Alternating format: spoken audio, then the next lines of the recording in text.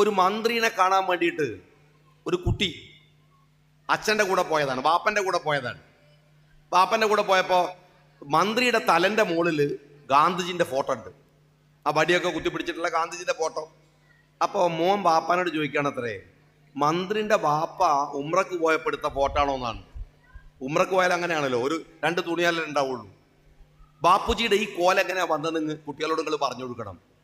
ഗാന്ധിജി അങ്ങനെ ആയിരുന്നില്ല, കോട്ടും സൂട്ടൊക്കെ ആയിരുന്നു.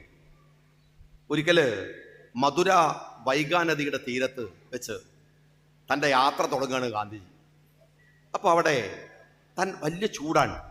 ഗാന്ധിജി തൻ്റെ തല ഒന്ന് വെള്ളം മുക്കി ഒഴിക്കാൻ വേണ്ടിയിട്ട് ആ നദിയുടെ കരയിൽ ചെല്ലുമ്പോൾ ഗാന്ധിജി കാണുന്ന ഒരു ഞെട്ടിപ്പിക്കുന്ന സീൻ എന്താണെന്ന് വെച്ചാൽ, ഒരു അമ്മ, പ്രായമുള്ള ഒരു അമ്മ ആ പുഴയുടെ ഒഴുക്കുള്ള ഭാഗത്ത് നിന്ന് കുളിക്കുകയാണ്, അലക്കുകയാണ്, വസ്ത്രം അലക്കുകയാണ്.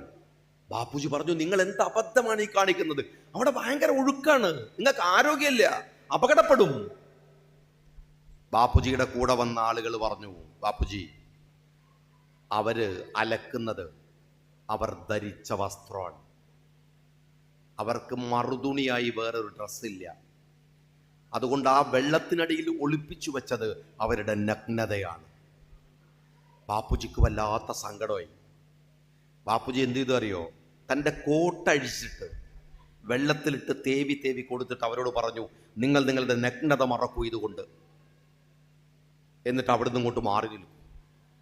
സങ്കടം കൊണ്ട് ബാപ്പുജി തിരിച്ചു നടക്കുമ്പോൾ ബാപ്പുജി വിചാരിച്ചു, ഇന്ത്യയിലെ ജനങ്ങൾക്ക് ഉടുതുണിക്ക് മറുതുണി ഉണ്ടാകുന്നത് വരെ ഞാൻ എൻ്റെ ദേഹത്ത് 2 തുണിയല്ലാതെ മറ്റൊരു വസ്ത്രം ധരിക്കില്ല എന്ന്.